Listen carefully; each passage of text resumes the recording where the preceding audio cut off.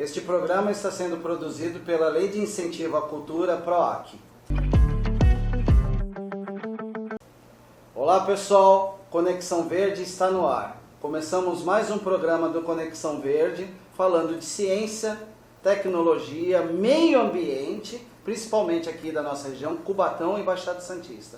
Hoje nós vamos focar um pouco mais na questão da educação, falar um pouquinho de educação ambiental, e eu trouxe um especialista da área. Eu venho hoje com o professor Arnaldo Santana, biólogo, educador ambiental, um amigo de longa data, e que a gente vai bater um papo sobre isso. Boa tarde, Arnaldo, seja bem-vindo, obrigado pela sua presença. Eu que agradeço, André, muito obrigado. Fala um pouco sobre você, meu amigo, como é que começou essa vida aí na biologia e o que a gente pode aí acrescentar com relação à educação ambiental hoje no nosso país, na nossa região. Uhum. Né? Rapaz, antes de mais nada agradeço a esse convite, é muito legal falar sobre educação ambiental, né, e como isso tudo começou na minha vida, você começando com essa pergunta, né, a gente estava aqui conversando atrás, falando de manguezal, né, e caranguejo e tudo mais. Essa semana até falei sobre isso com os meus alunos, né. O Arnaldo de hoje começou lá quando era menino, lá em São Vicente, indo para manguezal, indo catar caranguejo com os amigos, né, então... isso provavelmente começou nessa área. E agradecer meu pai, né, que hoje já não está mais aqui com a gente, mas que levava a gente todo ano para visitar a família em Mato Grosso do Sul. E aí contato com a natureza o tempo todo, né? Mato Grosso do Sul, bonito, tal. Então o contato muito bom, né? E eu acho que essa vontade de conhecer mais, de perguntar, de querer entender o que é o meio ambiente, o que são os animais, isso tudo foi contagiando e aí entrei na biologia. Foi quando, lá no aquário, acabei embarcando na parte de educação ambiental, né? Que você me conheceu, a gente se conheceu lá, né? Então... E dos anos 90, né? Nossa, já faz tempo, hein, cara? Faz tempo. Putz. Então, lá, minha trajetória lá no aquário também foi o início de tudo, né, na educação ambiental, porque eu cheguei a trabalhar na parte de alimentação dos animais e tal, mas me encantou lá explicar cada tanque para as pessoas e fui me aprofundando nisso e acabei entrando. Hoje eu até falo, né, que minha linha de atuação e de pesquisa é educação ambiental, trabalhar diretamente com os alunos, tentar desmistificar algumas coisas, né, mostrar para eles o quanto é prejudicial o consumo, entre outras coisas, né. A gente até estava falando isso aqui nos bastidores, né. E, bom, como eu vejo tudo isso hoje, é um trabalho árduo, né? Eu acho que você vê isso daí também, como professor, né? A gente estava até discutindo, né? Quando a gente fala dessa questão de educação ambiental, a gente fala isso que 30, 40 anos. Pois é. Vem na Rio 92, mas vem anterior a isso. Anterior a isso, E exato. aí a gente começa a pensar, mas será que está sendo eficiente toda essa questão de informação? Então. Onde que está falhando a educação? E a educação ambiental, onde que ela deveria estar sendo trabalhada? E aí, então, você pega, por exemplo, a Carta da Terra, né? Que tem quantos anos já a Carta da Terra? Então, a Carta da Terra, se você pega para ler ela hoje, você vai ver que tem tópicos que a gente não alcançou. Um dos tópicos da Carta da Terra falava de diminuição do armamento mundial. E hoje a gente está em guerra para tudo que é canto. Né? Você tem 2, 3 aí que são as principais que estão na mídia, sim, mas tudo que é lugar tem guerra. Sim, tem guerra, tem governos promovendo a liberação de armas e por aí vai. Mais em guerra, em armamento, do que investindo em educação ou nas questões ambientais, porque a gente sem um planeta a gente não vive, a gente não tem para onde correr, né? Agora o homem está indo para a Lua de novo, pois é, né? Se realmente foi alguma vez, né? Há essa discussão, né? Mas será que a gente vai conseguir um espaço, um lugar em outro lugar, sendo que até uma coisa né, aqui entre a gente aí, 26% do oceano já foi mapeado. Então você imagine o quanto que tem do oceano para mapear.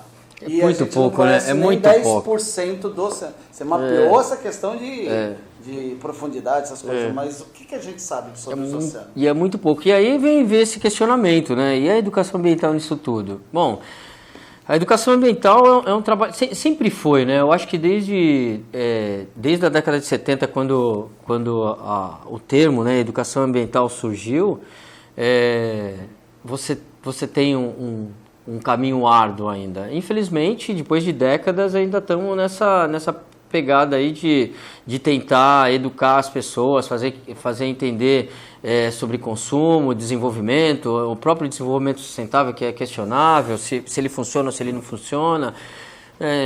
Então, eu vejo com bons olhos. Eu não sou pessimista, não. Por isso que eu falo que é um trabalho árduo, porque não dá para perder essa vontade de continuar trabalhando, de continuar fazendo projetos, de estar aqui, por exemplo, com você conversando sobre esse assunto, né? Desenvolvendo projetos. Então, que é aquilo que a gente estava falando. Nesse caminho, nessa trajetória, a gente acaba desenvolvendo projetos ligados à educação ambiental, né? Mesmo que ela hoje, por exemplo, não esteja com força nas escolas. E aí tem... reservar essa parte para falar de escolas, por exemplo, a educação ambiental é um problema nas escolas, porque qual é o maior problema das escolas? Assim, na minha visão. O problema é a gente ainda ter uma educação estanque, né? Então você tem aula de biologia, aula de química, aula de física, aula de ciências, todo mundo separado. Tudo fragmentado. Tudo fragmentado. E aí a gente fala em interdisciplinaridade, exato, transdisciplinaridade, blá, blá, blá, só que você não consegue sentar com seu companheiro, sua companheira, isso, do trabalho do dia a dia, para discutir, debater um projeto, desenvolver alguma coisa. Não tem. O negócio, quando acaba acontecendo algum projeto interdisciplinar, foi de 3 professores que conseguiram rapidamente falar, vamos fazer tal coisa, porque ou 2 falam, acho que dá pra gente fazer, vamos trabalhar junto, e aí não envolve a escola. Aí fica um trabalho de um professor, um trabalho de 2 ou 3 professores, né? Então, quando a gente entra na escola, né? Eu já estou aí há 26 anos dentro da escola, você também já está com quanto tempo já? 30 anos já também, não? Quase, por aí, acho por aí, 25. Né? Quando a gente fala do trabalho de educação ambiental na escola, imagina um professor fazer o trabalho de educação ambiental. E foi até o trabalho do mestrado que eu fiz, né? Ainda bem ingênuo da minha parte, achar que eu poderia fazer alguma coisa pelo meio ambiente e educação ambiental dentro da escola trabalhando sozinho, né? Então, era até óbvio o resultado disso, né? Fiz um trabalho até que com parceria de alguns professores, mas quem estava encabeçando isso era eu. Trabalhei com percepção ambiental e representação social de meio ambiente em jovens do ensino médio, né? Especificamente jovens da primeira série do ensino médio. Até quando quando eu estava aqui com você aqui na ETEC, algumas coisas que eu aplicava em sala de aula na ETEC naquela época, eu usei no meu mestrado, né? Então, o que os alunos, o que eu trabalhei com os alunos, né? Eu trabalhei algumas atividades, perguntas e respostas, né? Questionários, tal. Foram 128 alunos que eu trabalhei no início da primeira série do ensino médio e ao final da primeira série do ensino médio, né? É um trabalho de educação ambiental. Falando sobre meio ambiente, usando o próprio material do Estado para trabalhar esses assuntos. E aí, no final, o resultado eles aprenderam, eles entenderam o que é o melhor. Eles têm como representação social e entendimento do que é meio ambiente ao final da primeira série do ensino médio. Ele tem que entender que ele faz parte de um todo. Sim. Né? E olha que interessante. Os documentos oficiais do MEC, por exemplo, dizem que o aluno ao final do ensino fundamental, ele tem que, no mínimo, entender que o homem faz parte do meio ambiente, né? E aí ele não entende, ele não percebe, essa ideia ainda não está representada dentro dele, sabe? Então, se você pedir para escrever, talvez ele escreva alguma coisa, mas eu usei várias coisas que me indicaram que não tinha essa representação. Por exemplo, eu usava um desenho, eles desenham. Então, o desenho você traz algo que está representado, é uma representação interna, né? É uma representação, eu posso estar enganado no que eu vou falar agora, eu acho que é psicossocial, acredito eu. Então, traz isso. E nos desenhos não aparece o homem, aparece a árvore, o passarinho, a grama. E aí na educação ambiental a gente chama isso ainda de percepção ingênua sobre o que é o meio ambiente. O homem não está representado. A gente perdeu a conexão, ou a gente não tem essa questão do pertencimento junto a um todo das conexões, porque a gente não vive sozinho, a gente depende das plantas, dos animais, exato, né, dos fungos, das bactérias, de todas essas conexões. Mas a gente parece que se separou. Então, e a gente faz parte, exato, a gente faz parte disso. E aí, para mim, olha o problema desse garoto, dessa garota, chegando no ensino médio, sem entender que nós fazemos parte do meio ambiente. Não sei se você consegue entender da mesma forma. Ele está nos últimos 3 anos da educação básica. Ele, ao final, lá na 3ª série, ele é um cidadão de verdade, uma cidadã de verdade. Ele vai votar. Então, quando ele não compreende que nós fazemos parte e que o meio ambiente não é só o ambiente natural, que é isso que ele representa naqueles desenhos, quando ele não entende isso, ações de governança local são feitas e ele fala tudo bem, porque não é a Amazônia, não é a Mata Atlântica, entendeu? Ele não se liga. Ele não se entende como parte do meio. Não. E aí uma praça que é tirada, por exemplo, lógico que assim, nem sempre acontece isso, mas se vem um governante e fala assim, essa praça aqui, as árvores fazem muita sujeira, porque tem muita folha, vamos tirar essas árvores daqui. Puf. Ninguém se preocupa, porque o meio ambiente onde é que está? Está lá no pé do morro, não está aqui. Então tá tudo bem. Isso é extremamente preocupante. A gente está formando pessoas no final. É o último momento para a gente alcançar eles e falar, não, olha, se liga, você precisa entender que aqui onde você está, o seu meio ambiente, também o contato com o ambiente natural tem que estar aqui dentro também, não é só lá longe. Né? É isso. Gente, o bate-papo está muito interessante, está muito bacana. A gente vai continuar após o intervalo, mas eu quero dar um recado. Eu quero que vocês entrem aí nas plataformas, aí no YouTube, na TV Polo, procure o programa Conexão Verde, dá uma curtida, comenta, compartilhe, tá? Porque a gente já está quase aí com 10 programas já no ar, então vamos viralizar isso, porque falar de meio ambiente, falar de Cubatão é extremamente importante. A gente volta já.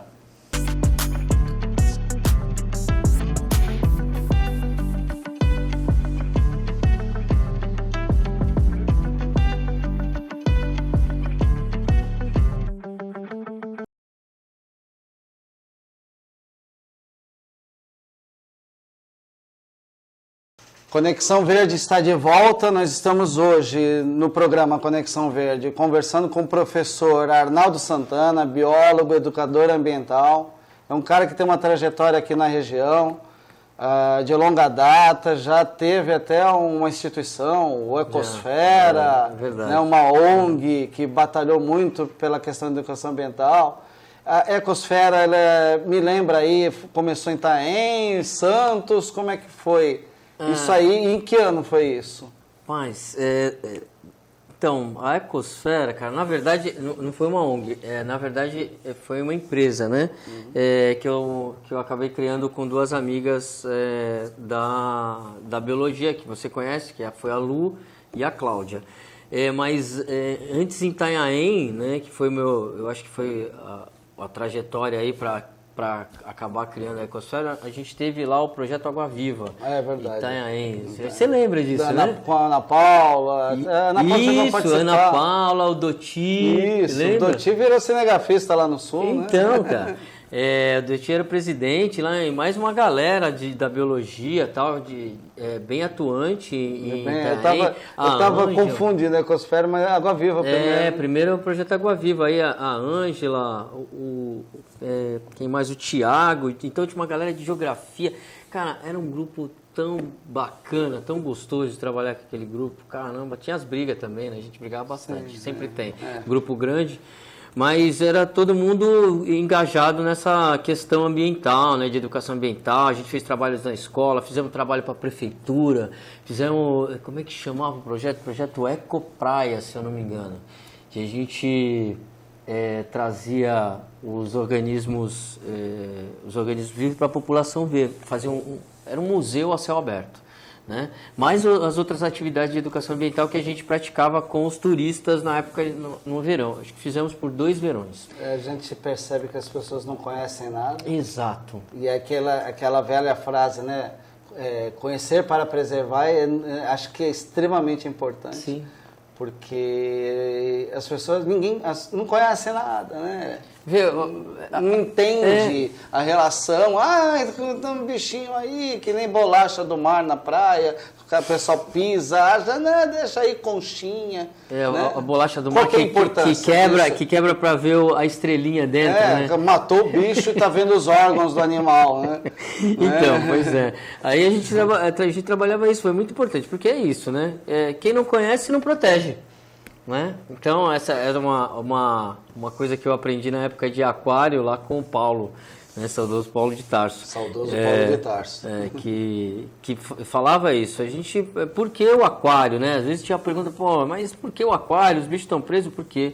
E aí ele falava, porque quem não conhece não preserva. Então, isso acontecia lá nos trabalhos de educação ambiental que a gente promovia em Itanhaém. Mas muito difícil, a gente estava numa época mais difícil para a criação de ONG, né? Para a criação de várias coisas. Hoje, com a rede social, cara...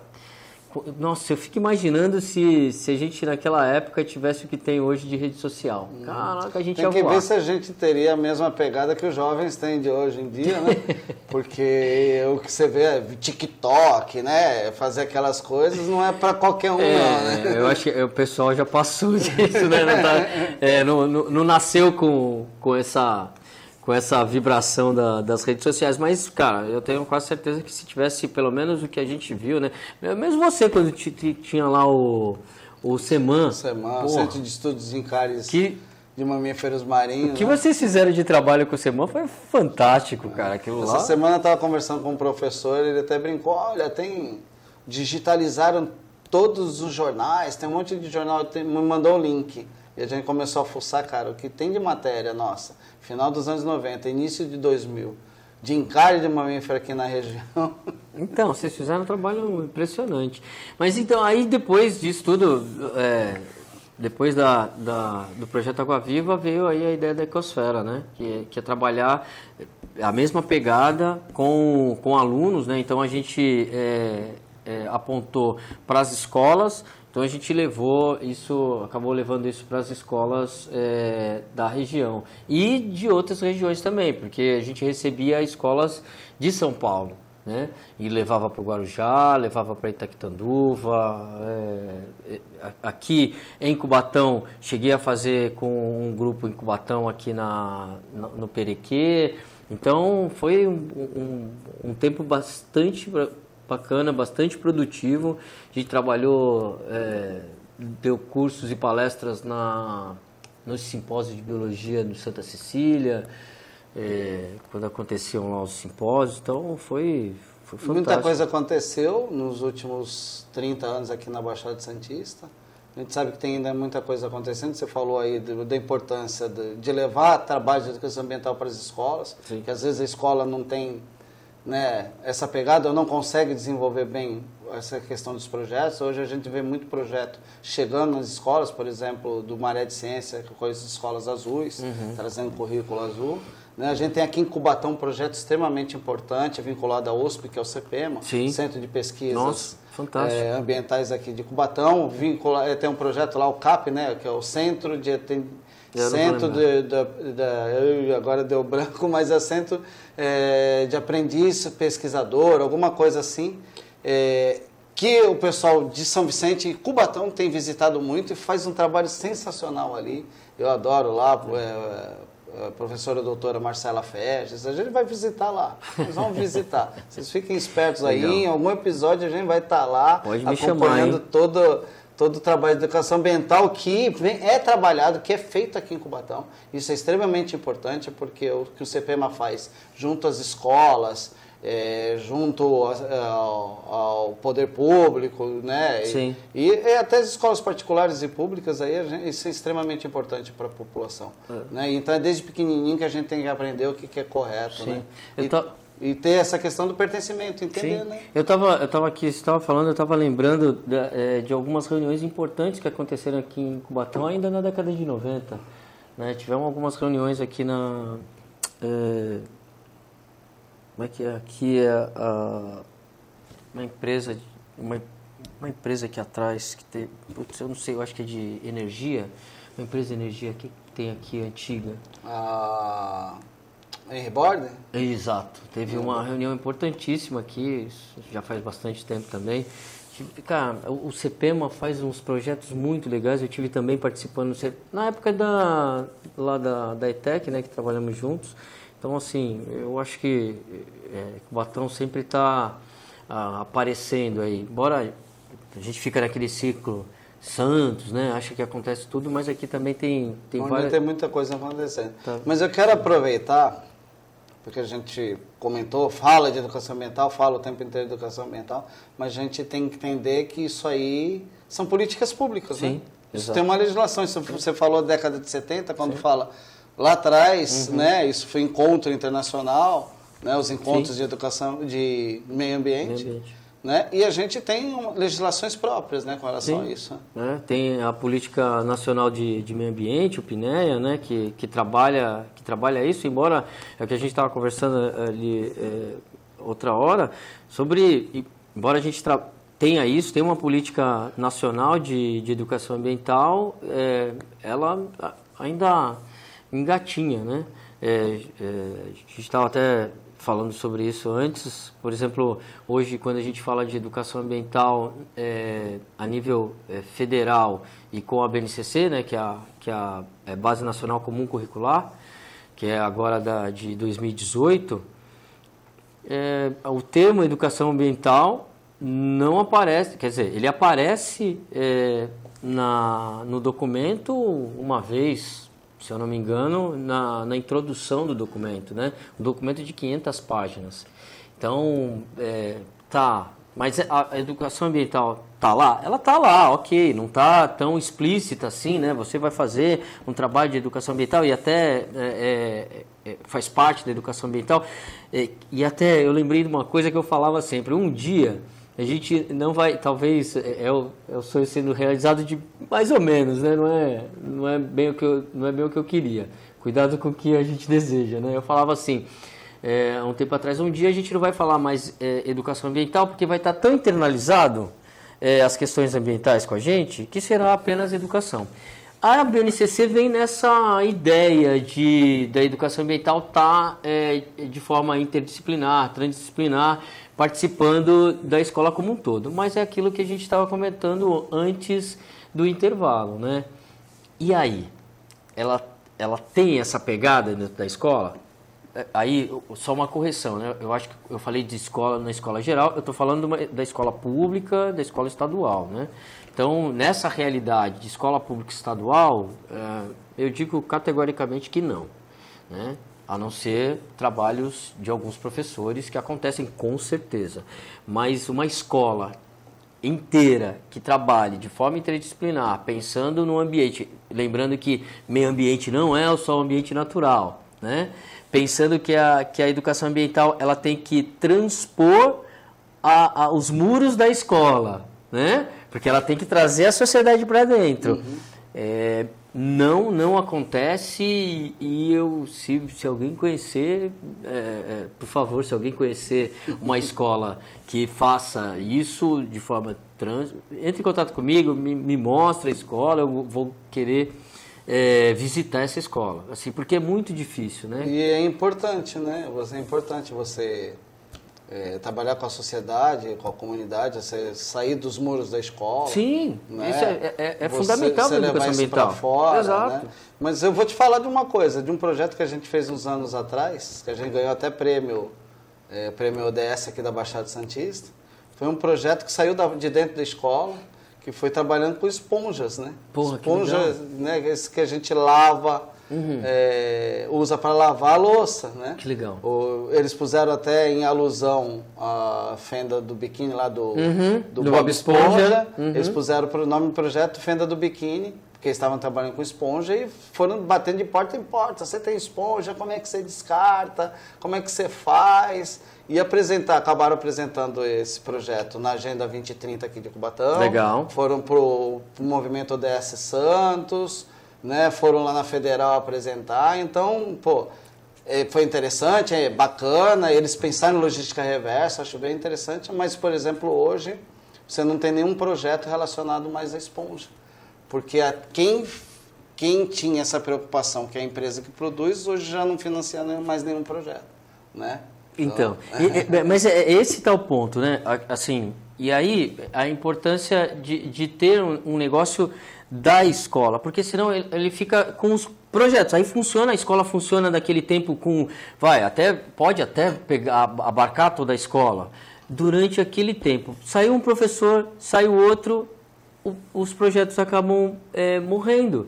E saiu um financiamento, não consegue todo mundo trabalhar e volta todo mundo para o mesmo sistema e aí uma outra geração já não vê mais aquilo. Então vai um projeto de 3 anos com o ensino médio, vamos supor, dura ali 3 anos, terminou aquele grupo, eu não tenho mais o projeto. É lógico, isso não é um trabalho fácil, é um trabalho árduo. Hoje, escolas que trabalham, eu sei, eu até fiz a provocação aqui, mas eu sei que escolas que trabalham pedagogias diferentes têm mais facilidades de trabalhar uma educação ambiental, de trabalhar com o meio ambiente de forma mais interdisciplinar, com uma ideia mais livre de educação e de meio ambiente. A gente só tem que falar uma coisa, os professores são guerreiros. Com certeza, né? Com certeza. Recebem toda essa questão da política pública, a gente tem Política Nacional de Educação Ambiental, tem a Base Nacional como curricular. Né, curricular, então elas têm que se conversar, falar de educação ambiental vai desde os pequenininhos até a universidade, mas isso vai além dos muros da escola, da universidade, isso vai para a vida. Sim. Isso vai para a vida e a gente tem que entender o quanto que a gente tem de responsabilidade com o meio. E falando em meio ambiente, é tudo. Né? A gente faz parte disso. Seja meio ambiente urbano ou natural, a gente faz parte disso. Arnaldo, eu quero te agradecer. Já estamos terminando? Estamos terminando. Ai. O negócio é muito rápido, né? Mas é gostoso. Que gostoso. Já fica o convite para uma próxima oportunidade. Muito obrigado. Você vir aqui, a gente bater esse papo. Eu quero convidar todo o público que está nos assistindo, acompanha a gente aí no canal do YouTube, da TV Polo, compartilhem, comentem, né, dá uma curtida, e eu quero que você deixe a sua mensagem para quem está nos assistindo. Olha, sim, o meio ambiente como eu já falei, é o lugar onde nós estamos. E entender essa posição que nós estamos, né, e que os demais seres vivos dependem da gente, vai fazer com que a gente pense em como a gente consome, em como a gente se relaciona com os demais, com os outros e com o ambiente geral e com o mundo. Eu acho que é isso. Eu acho que entender o que é o meio ambiente, onde você está, que lugar você pertence ao nosso planeta, né? Ajuda o próprio planeta e ajuda a gente mesmo. É isso. Bom, é isso. A gente tem que se conectar com a natureza, não tem jeito. O Conexão Verde hoje fica por aqui. Até uma próxima vez.